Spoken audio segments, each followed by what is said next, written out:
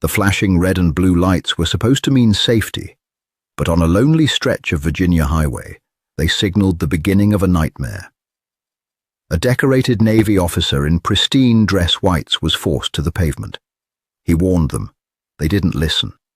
Then the Pentagon intervened. The morning sun over Fairfax County, Virginia, was already relentlessly bright, casting long, sharp shadows across the cracked asphalt of Route 1. Inside the air-conditioned cabin of his modest 2018 Ford Fusion, Lieutenant Commander Caleb Wright checked the rearview mirror, adjusting the collar of his pristine service dress white uniform. Every crease was sharp enough to cut paper.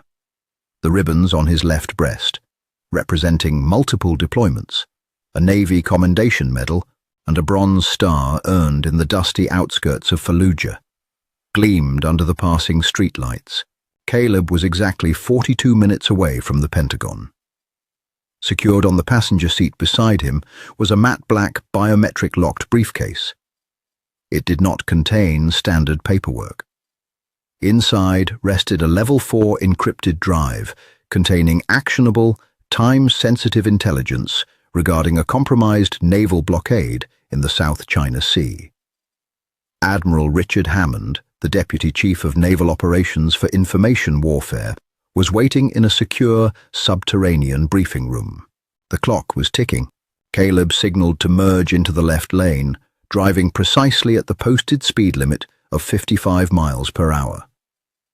He was a man composed of discipline, raised in a strict household in Atlanta, refined by the Naval Academy in Annapolis, and hardened by 3 combat tours. He did not speed. He did not swerve. Suddenly, the unmistakable strobe of red and blue lights erupted in his rearview mirror. Caleb frowned, his eyes flicking to the speedometer. 54. He checked his mirrors, assuming the police cruiser needed to pass him to respond to an emergency. He signaled and smoothly transitioned to the right lane to yield. The cruiser violently swerved behind him, riding his bumper so closely that Caleb could see the aggressive grille guard filling his mirror. The siren gave a short, angry burst, a clear command to pull over. Maintaining his calm, Caleb activated his right turn signal and guided his vehicle onto the gravel shoulder, stopping entirely clear of the traffic lane. He shifted the car into park, turned off the engine, and rolled down the driver's side window. Following standard military protocol and common sense, he placed both hands squarely at the 10 and 2 positions on the steering wheel. He waited. In the side mirror, Caleb watched the door of the patrol car swing open. Out stepped Officer Mitchell Kincaid. Kincaid was a broad-shouldered man with a tight buzz cut, wearing dark aviator sunglasses that masked his eyes. His posture radiated an unearned arrogance, his right hand already resting casually on the butt of his holstered service weapon as he approached the vehicle. "Morning, officer," Caleb said, his voice deep, resonant, and entirely steady. Kincaid stopped just behind the driver's door pillar, keeping himself deliberately out of Caleb's direct line of sight. A standard, albeit aggressive, tactical position. "Do you know why I pulled you over?" Kincaid demanded. His tone was not inquisitive. It was accusatory, dripping with immediate hostility. "I cannot say that I do, officer. I was maintaining the speed limit and staying within my lane," Caleb replied, looking straight ahead, but projecting his voice clearly over his shoulder. "You crossed the solid yellow line back by the overpass," Kincaid lied smoothly. "And your vehicle matches the description of a sedan involved in a robbery 2 counties over." Caleb's jaw tightened imperceptibly. A 2018 Ford Fusion was the most common vehicle on the eastern seaboard, but the accusation of crossing the yellow line was a complete fabrication. Still, his training dictated de-escalation. "I assure you, officer, I have been nowhere near any such incident. I am on my way to a highly classified briefing at the Pentagon." Kincaid scoffed, stepping closer to the window and leaning in, bringing with him the scent of stale coffee and peppermint gum. He lowered his sunglasses, his eyes raking over Caleb's immaculate white uniform, the gold shoulder boards, the gleaming buttons. Kincaid's lip curled into a sneer. "Right, the Pentagon," Kincaid mocked. "And I'm the President of the United States. Nice costume, buddy. Stolen valor is a federal offense, you know that? Who wears an admiral suit to drive a cheap Ford?" "I am a lieutenant commander in the United States Navy," Caleb stated, his voice dropping an octave, taking on the unmistakable timbre of a commanding officer. "My name is Caleb Wright.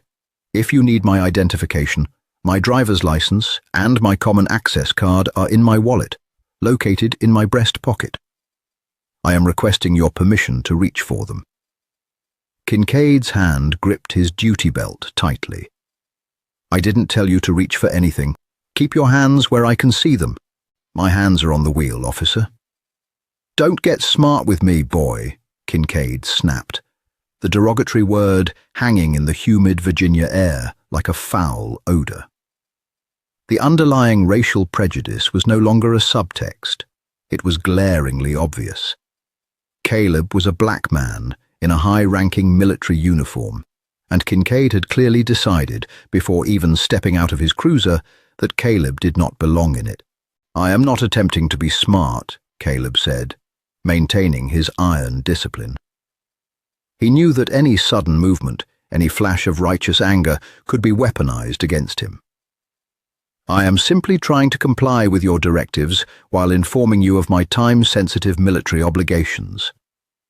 "Shut up," Kincaid barked. He keyed the radio microphone on his shoulder. "Unit 41 to dispatch. I've got a non-compliant suspect on Route 1, south of the county line. Send backup. Suspect is wearing some kind of fake military get-up. Might be a sovereign citizen or a mental case." Caleb closed his eyes for a fraction of a second. Non-compliant. The word was a legal shield for police brutality, a blank check for whatever Kincaid planned to do next. The clock on the dashboard blinked. 7:42 a.m. Admiral Hammond would be expecting him to walk through the security checkpoint in 18 minutes. "Officer Kincaid," Caleb read the nameplate on the man's chest. "I strongly advise you to contact the Department of Defense liaison if you intend to detain me. My commanding officers will verify my identity immediately." "I told you to shut your mouth," Kincaid yelled, unfastening the retention strap on his holster. "You speak when spoken to." Within 4 minutes, a second patrol cruiser skidded onto the gravel shoulder behind Kincaid's vehicle, kicking up a cloud of white dust that drifted over Caleb's car. Officer Paul Jenkins jumped out. Jenkins was younger, looking slightly frantic as he jogged up to Kincaid, with his hand resting on his taser. "What do we got, Mitch?" Jenkins asked, his eyes darting to Caleb in the driver's seat. "Got a live one. Refusing to identify, making bizarre claims about the Pentagon. Wearing a stolen uniform," Kincaid replied, his narrative already completely detached from reality. Jenkins looked at the crisp white uniform and the intricate rack of medals. A flicker of hesitation crossed his young face. "Mitch, that uniform looks pretty real. You sure?" "I said he's non-compliant, Paul," Kincaid barked, completely shutting down his rookie partner. Kincaid turned back to Caleb's window. "Step out of the vehicle, now, with your hands in the air." Caleb knew the danger of this moment.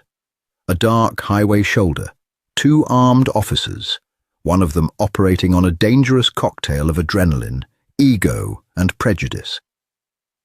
"I am stepping out of the vehicle," Caleb announced slowly. He unbuckled his seatbelt with deliberate, exaggerated slowness, keeping his left hand firmly on the wheel.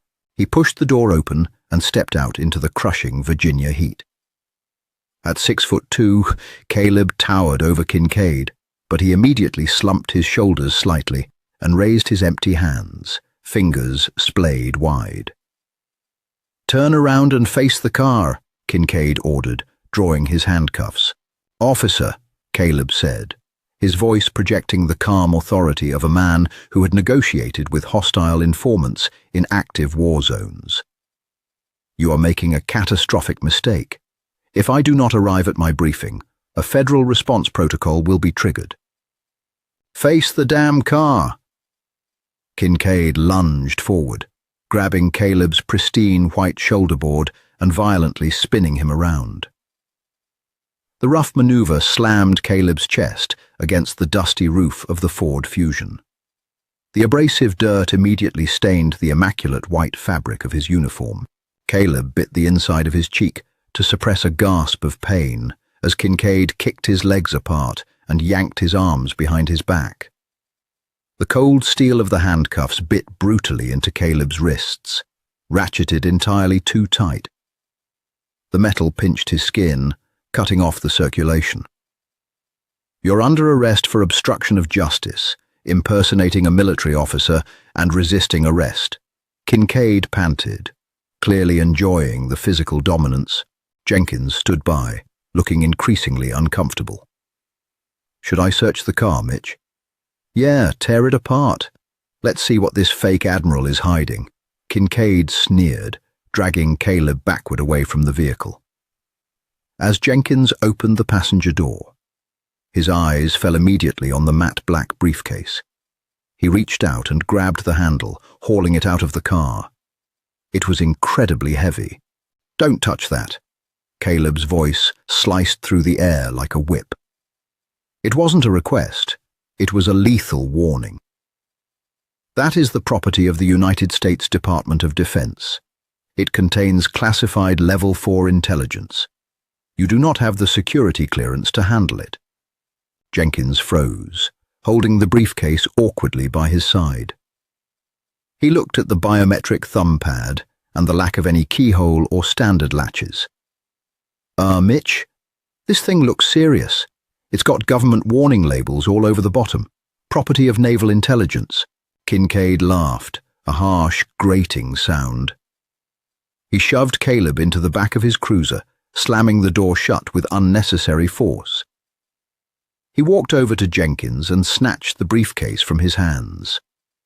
"You buy these stickers online for $5, Paul. Stop being a coward. Let's pop this thing open, probably full of stolen credit cards or drugs."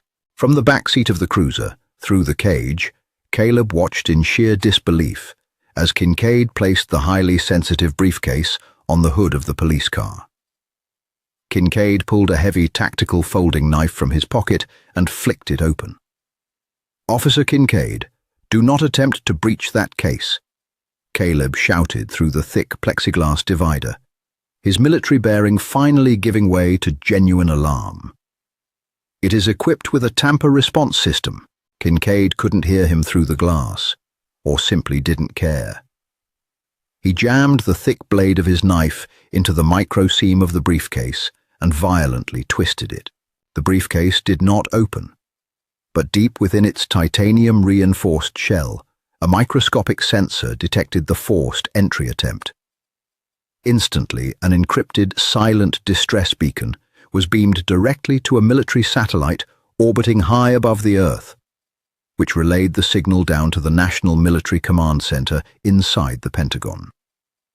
The signal contained 3 pieces of data: the exact GPS coordinates of the case, the badge number of the commanding officer assigned to it, and a Level 1 breach alert. Blissfully unaware that he had just triggered a national security incident, Kincaid cursed, pulling his bent knife away. "Damn thing is stuck tight. Throw it in the trunk, Paul. We'll let the boys at the precinct pry it open with a crowbar." Jenkins swallowed hard, gently placing the briefcase into the trunk of the cruiser. He couldn't shake the feeling that they had just stepped on a landmine. The ride to the local municipal precinct took 15 minutes. Caleb sat in the back, his hands completely numb, his white uniform covered in dark grease and dirt from the hood of his car. He did not say another word. There was no point. The machine had been set in motion. When they hauled him into the station, the precinct was bustling with the morning shift change. Sergeant William Cobb, a 20-year veteran with a greying mustache, was working the booking desk. When Kincaid shoved Caleb through the double doors, the entire room seemed to go quiet. Officers stopped drinking their coffee. Several civilian clerks stared. It wasn't every day a man in a bloodied, dirt-stained navy dress white uniform was paraded in handcuffs.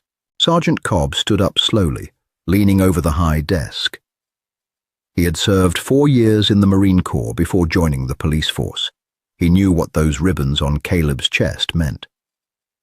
"Kincaid," Cobb said slowly, his voice laced with dread. "What the hell is this? Got a stolen valor case, Sarge. Refused to ID, resisted arrest. Had this sketchy locked case in his car. We need maintenance to bring up a crowbar so we can inventory it," Kincaid declared proudly, slamming the biometric briefcase onto the booking desk. Cobb looked at the briefcase. He saw the DoD property engraving. Then he looked at Caleb's eyes. Caleb's gaze was ice cold, completely devoid of fear. It was the look of an apex predator, patiently waiting for the trap to spring. "Sergeant," Caleb said quietly, his voice carrying perfectly across the silent room. "Check your dispatch computer. I imagine you are about to receive a phone call." The silence inside the municipal police precinct was suffocating. Sergeant William Cobb did not move his eyes from the matte black briefcase resting on his booking desk. He recognized the laser-etched insignia on the titanium casing, the official seal of the Department of the Navy, bordered by the unmistakable, stark warnings of a Level 4 classified asset. Cobb had seen similar markings during his deployments in the Gulf. You did not touch these items unless you had clearance that went all the way up to the Oval Office. "Kincaid," Cobb repeated, his voice barely a whisper, yet it cut through the room's absolute stillness. "Where did you get this?" "I told you, Sarge," Officer Mitchell Kincaid replied, leaning against the counter and crossing his arms, completely oblivious to the radioactive nature of the situation he had just created. "It was on the passenger seat of this guy's Ford. He's dressed like an admiral for Halloween and running his mouth about federal protocols. He's probably a sovereign citizen moving contraband. I tried to pop the case open on the hood of the cruiser, but the lock is jammed. Call maintenance. Tell them to bring the heavy bolt cutters." Cobb's face drained of all color. He looked from the scratched microseam on the briefcase, where Kincaid had foolishly wedged his knife, to Lieutenant Commander Caleb Wright. Caleb was standing tall despite the tight steel cuffs biting into his wrists, his soiled service dress white uniform still radiating an undeniable aura of authority. "You tried to force this open?" Cobb asked, his voice trembling slightly. Before Kincaid could answer with another arrogant remark, the precinct's primary dispatch console erupted. It wasn't the standard digital chime for a 911 call. It was a harsh, continuous, blaring klaxon that made every officer in the room flinch. The 3 computer monitors behind the desk simultaneously flashed from their standard dispatch grids to a solid, glaring red screen. A single line of bold white text appeared across all the monitors. "Federal override, secure facility, hold all traffic." "What the hell is wrong with the system?"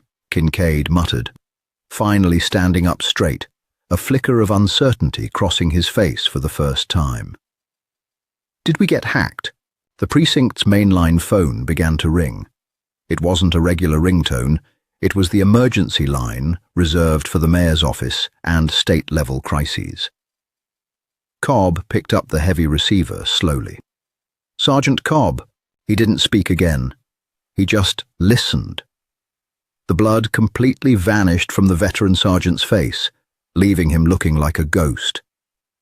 He swallowed hard, his eyes darting frantically toward Caleb, then to the briefcase, and finally to Kincaid. "Yes, sir," Cobb whispered into the phone. "Yes, Director. He is here. The package is here. Understood. We will not interfere. Cobb hung up the phone. His hand was shaking. He looked at Kincaid with an expression of pure, unadulterated horror. "Mitchell," Cobb said, his voice cracking. "What have you done? What are you talking about? Who was on the phone?" Kincaid demanded, taking a step forward.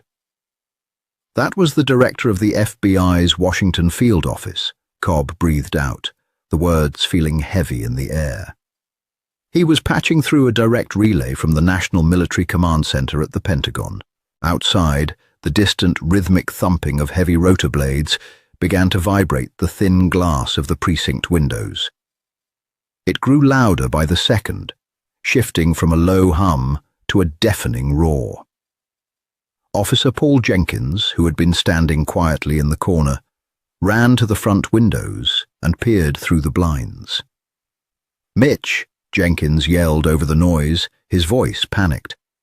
"Mitch, there's a Black Hawk helicopter touching down in the grocery store parking lot across the street." "What?" Kincaid shoved past his partner and looked out the window. It wasn't just a helicopter.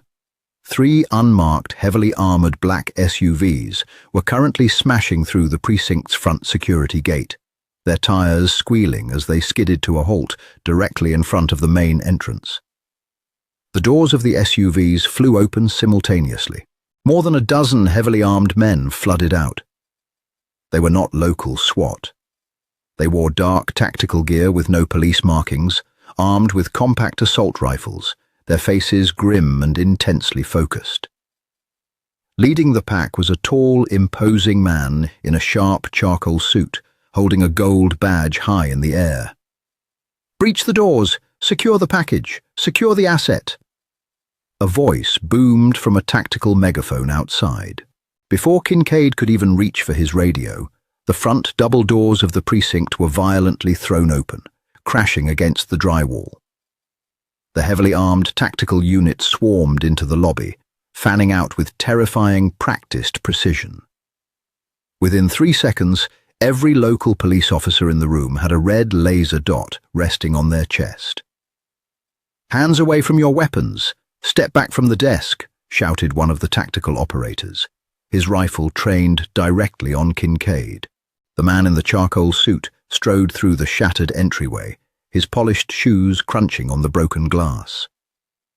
He was Special Agent Samuel Lawson, one of the highest-ranking investigators for the Naval Criminal Investigative Service, NCIS. His eyes scanned the room, instantly locking onto the matte black briefcase on the desk, and then shifting to Caleb, who was still handcuffed and covered in dirt. Lawson's expression darkened into a storm of absolute fury. He walked straight up to Kincaid, invading his personal space, completely ignoring the local officer's badge. "Who is the commanding officer of this precinct?" Lawson demanded, his voice dangerously low. Our captain isn't here yet," Kincaid stammered, his previous arrogance entirely evaporating in the face of an overwhelming federal military presence. "I'm the arresting officer. Who the hell are you people? You have no jurisdiction here." Lawson pulled a pair of heavy steel bolt cutters from a tactical bag carried by one of his men. He slammed them onto the counter right next to the classified briefcase. "I am Special Agent Samuel Lawson with NCIS. The men holding rifles to your chest are Naval Security Group operatives," Lawson stated coldly. "And you, officer, have just committed a federal felony by detaining a high-ranking naval officer, assaulting him, and attempting to breach a Level 4 classified intelligence asset. The jurisdiction of the United States Department of Defense supersedes your county badge. Now take those handcuffs off the lieutenant commander, or I will have my men cut them off, and then I will use them on you." The precinct was frozen in absolute terror. Local cops stood with their hands raised, realizing they had unwittingly been dragged into a massive national security crisis. Officer Jenkins was openly shaking, pressing himself against the wall, wishing he could disappear. Kincaid's hands trembled as he reached for his duty belt, pulling out the small silver key. He stepped behind Caleb, his breathing ragged and shallow. With a loud click, the heavy cuffs snapped open. Caleb Wright did not rub his wrists. He did not massage the deep red grooves cut into his skin. He maintained his impeccable military bearing, rolling his shoulders back and turning slowly to face Kincaid. The sheer presence of the naval officer, even in a ruined uniform, made Kincaid shrink backward. "Lieutenant Commander Wright, sir," Agent Lawson said, his tone shifting immediately to one of deep respect. "Are you injured? Do we need a corpsman?" "I am uninjured, Agent Lawson," Caleb replied, his voice a steady, calm baritone that completely controlled the room. "However, my timeline has been severely compromised. Admiral Hammond is expecting this intelligence. We have a convoy ready outside, sir, and a rotary wing on standby across the street." "We can have you at the Pentagon in 6 minutes," Lawson confirmed, picking up the briefcase with extreme care. Caleb nodded. He turned his gaze to Sergeant Cobb. "Sergeant, I suggest you preserve all body camera footage, dash cam footage, and radio dispatch logs from this morning. You're going to need them." Cobb swallowed hard and nodded vigorously. "Yes, sir. Absolutely, sir." Caleb then looked at Kincaid. Kincaid was sweating profusely, his face pale, his eyes darting toward the exits as if calculating a way to escape a room full of federal operatives. "Officer Kincaid," Caleb said softly, stepping closer. The silence in the room amplified every word. "You assumed I was a criminal because of the color of my skin.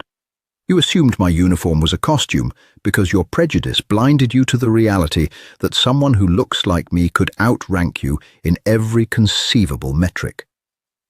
You lied about a traffic violation. You fabricated a connection to a robbery. You assaulted me, and you attempted to destroy government property." "I was just doing my job," Kincaid croaked, a pathetic, desperate lie. "You matched a description." "That is a lie," Officer Jenkins suddenly blurted out from the corner. Everyone turned to look at the rookie. Jenkins was crying, tears tracking through the dust on his face. "It's a lie, Mitch. Dispatch caught the robbery suspects an hour before our shift started. You knew that. You just saw him driving and said you wanted to teach this guy a lesson about driving a nice car in our county." Kincaid whipped his head around, his eyes burning with betrayal. "Shut your mouth, Paul." "No," Jenkins sobbed.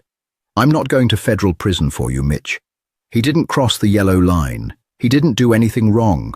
You just attacked him." Lawson nodded slowly, a predatory smile touching the corner of his lips. He turned to 2 of his heavily armed tactical operators. "Take his badge, take his weapon." Before Kincaid could protest, 2 massive military operatives grabbed his arms, pinning them behind his back with the exact same brutal force Kincaid had used on Caleb. They stripped him of his gun, his taser, and his radio. "Mitchell Kincaid," Lawson said, pulling a fresh set of handcuffs from his own belt. "You are under arrest by the authority of the federal government. You are charged with the assault of a military officer, unlawful detainment, deprivation of rights under color of law, and attempted espionage for attempting to breach a classified military asset. You will not be going to a county jail. You will be held in a federal detention center pending a military tribunal review." The clack-clack of the handcuffs locking around Kincaid's wrists echoed through the silent precinct. The bully had been utterly broken, his career destroyed in a matter of 20 minutes. "Let's move, Commander," Lawson said, gesturing toward the doors. Caleb walked out of the precinct, the heavy glass doors held open by federal agents. The Virginia sun was still shining brightly. He climbed into the back of the armored SUV, the classified briefcase resting safely beside him. Sirens wailed, not to pull him over, but to clear the highway entirely. State troopers had shut down the entire northbound lane of Route 1, creating a private, high-speed corridor straight to the Pentagon. 10 minutes later, deep within the subterranean, heavily fortified briefing rooms of the Pentagon, Caleb stood before Admiral Richard Hammond. Despite the dirt and grease permanently stained into his white uniform, Caleb stood at strict attention, saluting his superior. "At ease, Commander," Admiral Hammond said, returning the salute, his eyes taking in Caleb's ruined uniform and bruised wrists. "I was informed of the situation at the local precinct. Your discipline under pressure is exactly why I trusted you with this asset. Are you all right, Caleb?" "I am perfectly fine, Admiral. The package is secure," Caleb replied, placing the briefcase on the steel briefing table and pressing his thumb to the biometric scanner. The case hissed open, revealing the encrypted drive. "Good man," Hammond said, plugging the drive into the secure terminal. "Because of your restraint today, we are going to intercept a hostile fleet movement before they even know we see them. As for the local police department, I believe the Department of Justice is currently dismantling their command structure as we speak." Caleb nodded slowly. He didn't feel triumph over Kincaid's arrest. He only felt a solemn sense of duty. The intelligence was delivered. The fleet was safe. Months later, the story would barely make a blip in the local news, buried under layers of federal redactions. But inside the Pentagon, Lieutenant Commander Caleb Wright was quietly awarded a meritorious promotion. Meanwhile, Mitchell Kincaid was sentenced to 12 years in a federal penitentiary. His badge melted down, his authority permanently revoked by the very government he thought he was protecting. This chilling true story proves that true authority doesn't need to shout, and justice always catches up to those who abuse their power. Lieutenant Commander Wright's incredible composure in the face of blatant ignorance saved a critical national security mission and exposed a corrupt officer. If you were on the edge